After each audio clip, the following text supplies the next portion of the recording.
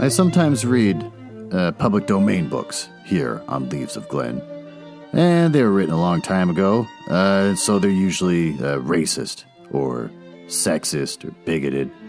But in there somewhere and all that is a story, and that's why those stories are famous.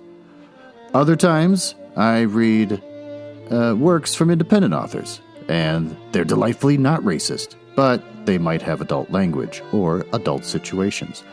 So that's your warning, but I'm sure you are grown up enough to handle it. Don't write to me complaining. Well, what's new? Nothing. I've been watching Last Dance, some sort of ESPN and Netflix thing, about Michael Jordan, who is a famous American basketball player. And he was really well known for the things he did, and people seem to like him a lot.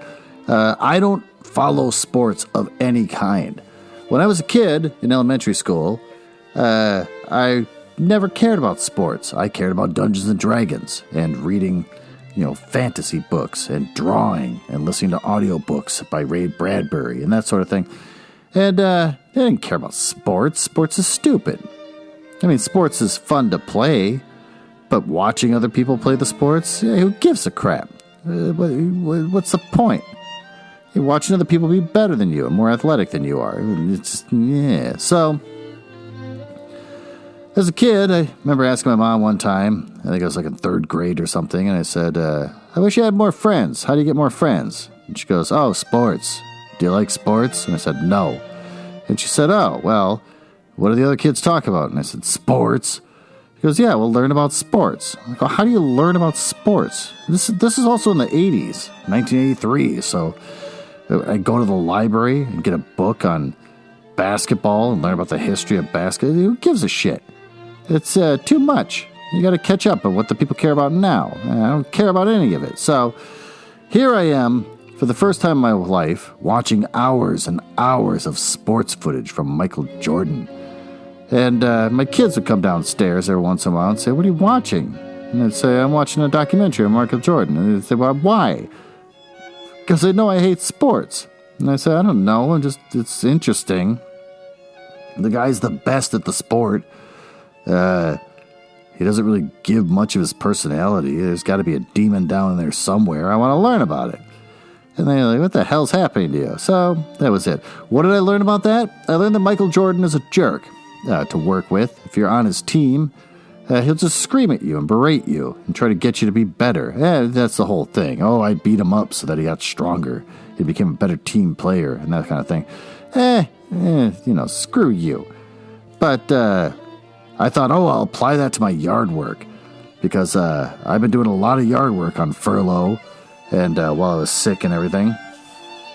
I'm going to do yard work, and I'm going to take it to the max. I'm going to be the Michael Jordan of front yard decoration. My neighbors are going to look upon my yard and see greatness.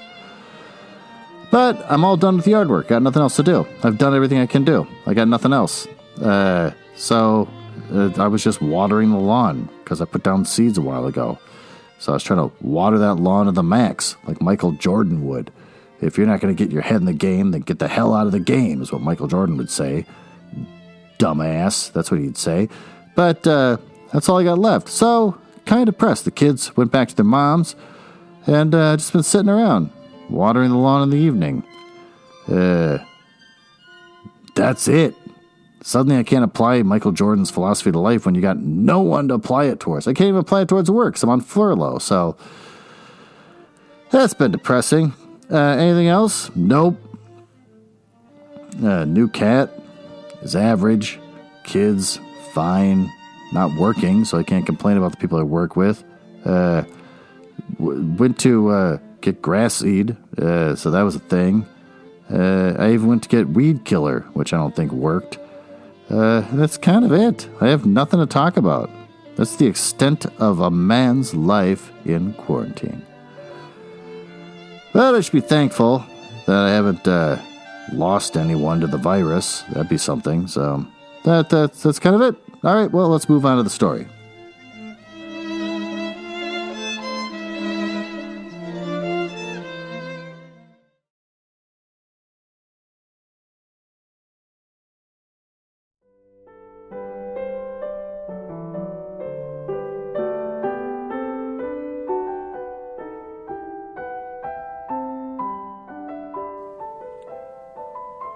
I'm going to read a short story called The Injudicious Prayers of Pombo, the Idolater, from the Book of Wonder by Lord Dunsany.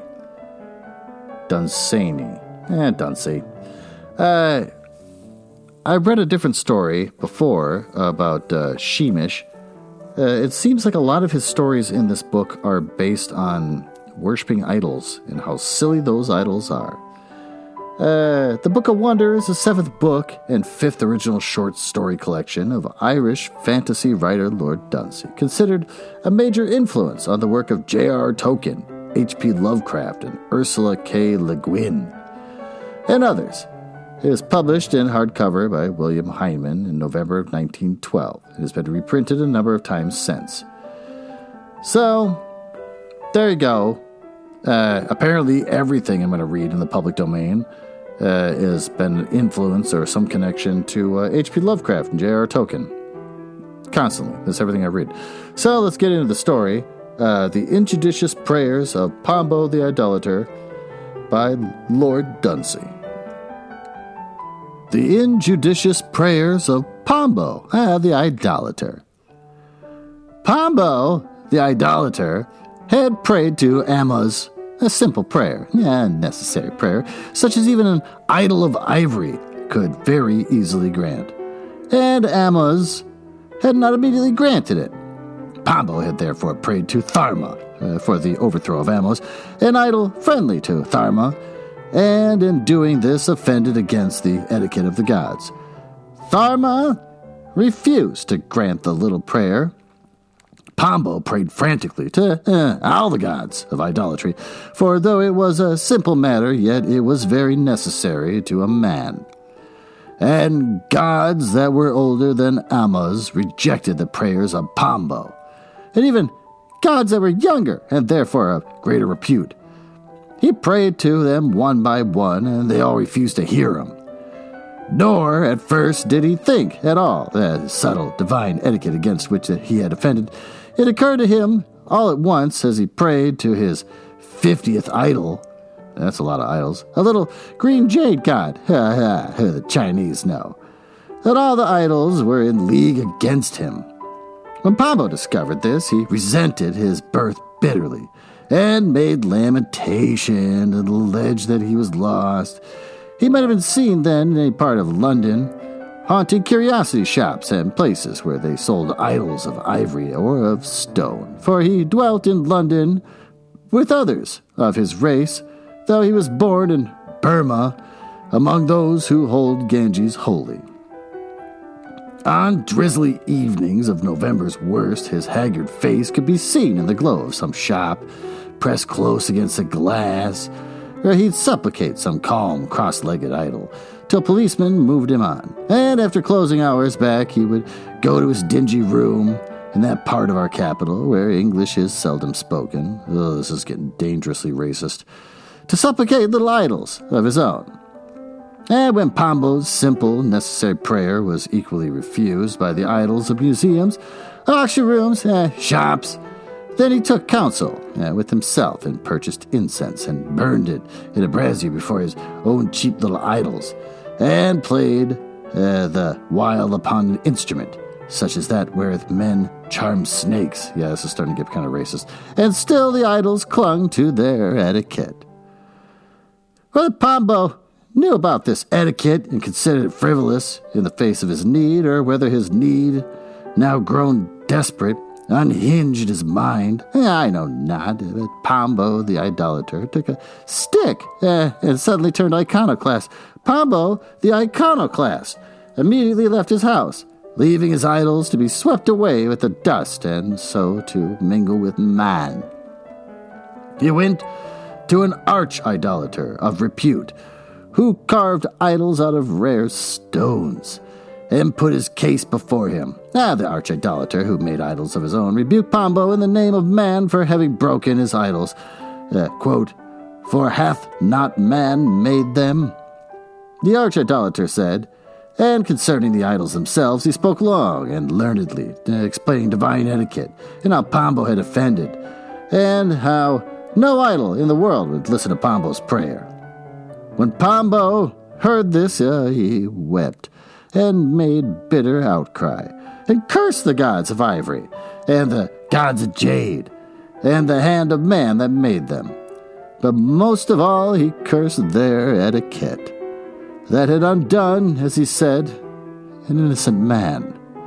So that at last that arch-idolater, who made idols of his own, stopped in his work upon an idol of jasper for a king that was weary of wash. Was weary of W-O-S-H. All right, whatever. And took compassion on Pombo, and told him that though no idol in the world would listen to his prayer, yet only a little way over the edge of it a certain disreputable idol sat who knew nothing of etiquette. Aha! And granted prayers that no respectable god would ever consent to hear. When Pombo heard this, he took 2 handfuls of the arch-idolater's beard and kissed them joyfully. Wow. I don't know if I would ever kiss a man's beard. And dried his tears and became his old impertinent self again. And he that carved from Jasper, the usurper of Wash, explained how in the village of World's End, at the furthest end of last street, there's a hole you can take to be a well close by the garden wall. But that if you lower yourself by your hands over the edge of the hole and feel about with your feet till they find a ledge, that is the top step of a flight of stairs that takes you down over the edge of the world. For all that men know, those stairs may have a purpose, and even a bottom step, said the arch-idolater, but discussion about the lower flights is idle. Then the teeth of Pombo chattered, for he feared the darkness. But he made idols of his own, explained that those stairs were always lit by a faint blue gloaming in which the world spins. Then, he said, you will go by Lonely House and under the bridge that leads from the house to nowhere, and whose purpose is not guessed, thence past Maharan, the god of flowers, and his high priest, who is neither bird nor cat. That could be anything. And so you will come to the little idol Doth, the disreputable god that will grant your prayer. And he went on carving again his idol Jasper for the king who was weary of wash, and Pombo thanked him, and went singing away, for in his vernacular mind he thought that he had the gods. And it's a long journey from London to World's End. Where the heck's World's End? I mean, maybe that's a real place? I think there's a movie about that. And Pombo had no money left, yet within 5 weeks he was strolling along Last Street. But how he contrived to get there, I will not say, for it was not entirely honest. And Pombo found the well at the end of the garden, beyond the end house of Last Street, and many thoughts ran through his mind as he hung by his hands from the ledge. But chiefest of all those thoughts was one that said the gods were laughing at him through the mouth of the arch-idolater. Their prophet, and the thought beat in his head till it ached like his wrists, and then he found a step. Oh, and Pombo walked downstairs. There, sure enough, was the gloaming in which the world spins, and the stars shone far off in it faintly. There was nothing before him as it went downstairs but the strange blue waste of gloaming. I gotta look up gloaming.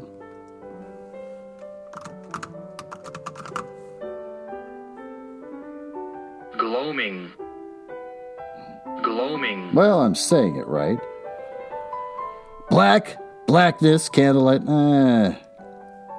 Examples of gloaming in a sentence. Lovers would often retreat to the gloaming of the park's many secluded recesses to steal a kiss. So, just darkness? All right, well, we nailed that.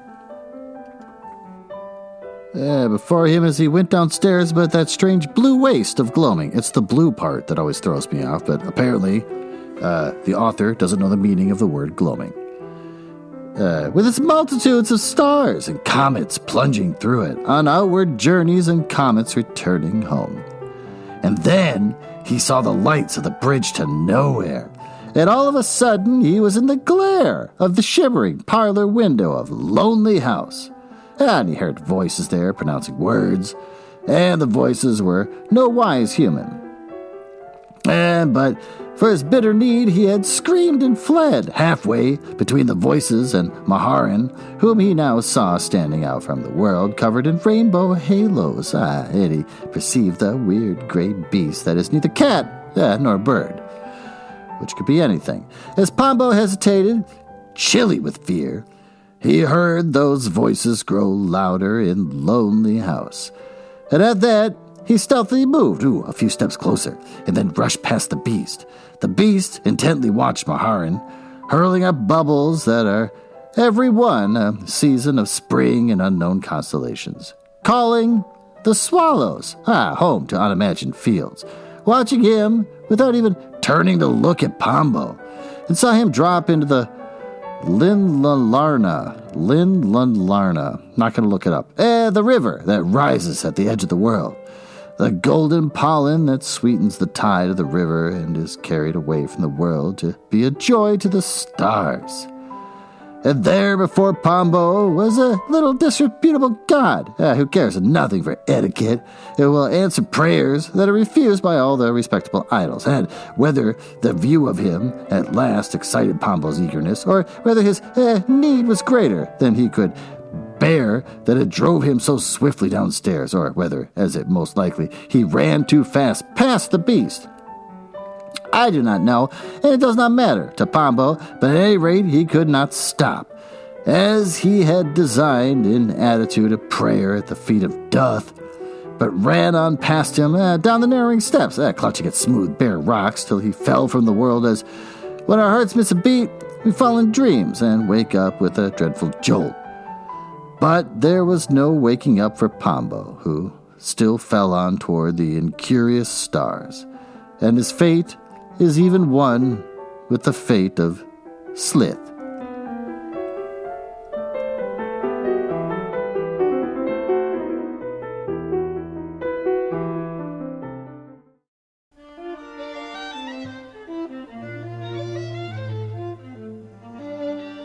Well, what did we learn from this episode? We learned that, don't trip on your dick halfway out the gate. Sorry I have to say that. I try to make this a family-friendly podcast, but when I worked at an ad agency, we were all sitting in a meeting, and everyone got real excited about an idea we're going to do for some project or whatever, and one of the three crabby owners said, the crabbiest of the three crabbies, said, all right, let's all calm down here. Let's not trip on our dicks halfway out the gate. Which is a terrible visual imagery, and I'm imagining it involves horse racing and horses with huge wieners. The gate opens and they start to run, and one of them steps on his own penis and falls over halfway out the gate. So, Pombo did that. He finally found an idol that will ignore the powers of etiquette and grant him whatever the heck his wish was. I don't think they ever said what it was. And then he's real excited. He goes past the weird beast that is neither bird nor cake. I don't know. It was just like a vague animal. And because there's a lot of animals in between what they described. And it just, kept sliding past till he disappeared in the ether. So he tripped on his own dick halfway out the gate. How do I tie this in with what I said earlier? Michael Jordan seems like the kind of guy that if he had kind of a down-home Midwestern, you got a farm on the plains, you can see a tornado coming towards you, and you suck on your hayseed in your mouth, and you say to yourself, I'm not going to trip on my dick halfway out the gate here. That's something Michael Jordan would say.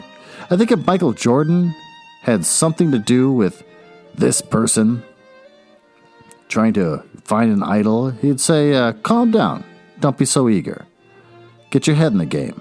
If your head isn't in the game, get the hell out of the game. I don't want you on my team. Get out of my team. You're weak, and I find you pathetic.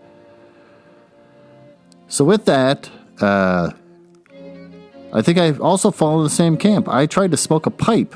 I decided would be pretty cool. I smoked a pipe while doing yard work. I live in an old farm home, and I thought, doing yard work is like being a farmer here, and I'll keep up the tradition. I'm going to smoke a pipe while I water my lawn and do other things with mulch. So I lit a pipe, but I gag really easily. So I put the pipe in my mouth, I start to gag, and I pull it out, and then the pipe goes out, and I gotta light it again. It just became a comedy of errors, just over and over again, lighting it and gagging and lighting it. And I think if anyone were to see me, they'd think I was pathetic, and that I had also tripped on my own phallus halfway out the gate. So, yeah, don't be like Pombo. Try to calm the hell down. Have a little dignity. I think we could all use that right now. So, thanks for listening, and I hope you tune in next time.